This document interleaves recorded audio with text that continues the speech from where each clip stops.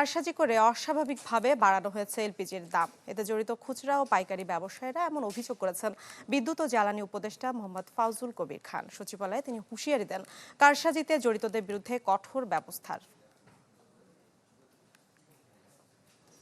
গৃহস্থালিতে রান্নায় সবচেয়ে বেশি ব্যবহার হয় 12 কেজির এলপিজি সিলিন্ডার।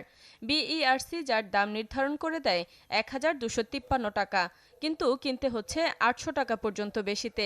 দাম বৃদ্ধির এই প্রবণতা গেল 2 সপ্তাহ ধরেই, ফলে বিপাকে সাধারণ ভোক্তারা। হঠাৎ করে এলপিজি গ্যাসের সংকট ও দাম বৃদ্ধির কারসাজি ধরা পড়ে বিদ্যুৎ ও জ্বালানি মন্ত্রণালয়ের অনুসন্ধানে। ব্যবসায়ীরাও মন্ত্রণালয়কে জানান পর্যাপ্ত মজুদ রয়েছে এলপিজি গ্যাসের, যা মঙ্গলবার আরও স্পষ্ট করলেন জ্বালানি উপদেষ্টা। ঢালাইয়ে দৃঢ়তা, নির্মাণে নিশ্চয়তা, প্রিমিয়ার সিমেন্ট, ঢালাইয়ের রাজা। বলেন, কারসাজি করে তৈরি করা হয়েছে সংকট, বাড়ানো হয়েছে দাম। যাদের বিরুদ্ধে কঠোর ব্যবস্থার হুঁশিয়ারিও দেন তিনি। এলপিজি গ্যাস তো আমদানি করে বটলিং করা হয়, সে আমদানি গত মাসের তুলনায় এই তুলনায় বেশি।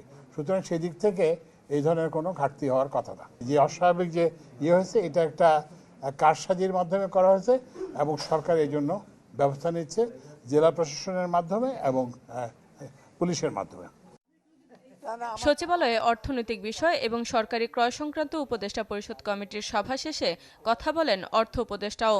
বলেন, রাজনীতির বাইরে রাখা উচিত বাণিজ্য বা খেলাধুলার সম্পর্ক। এটা সিকুয়েল যেটা হয়েছে, এগুলো এটা আনফর্চুনেট, আমি বলি দুঃখজনক। আমরা চাই না কোনোভাবেই কিন্তু আমাদের সম্পর্ক আমাদের রাজনৈতিক ক্ষেত্রে বলে অর্থনৈতিক ক্ষেত্রে এটা হ্যাম্পার হয়। এদিনের ক্রয় কমিটির সভায় বিভিন্ন দেশের রাষ্ট্রায়ত্ত প্রতিষ্ঠান থেকে 10,826 কোটি টাকার পরিশোধিত জ্বালানি তেল আমদানির অনুমোদন দেয়া হয়।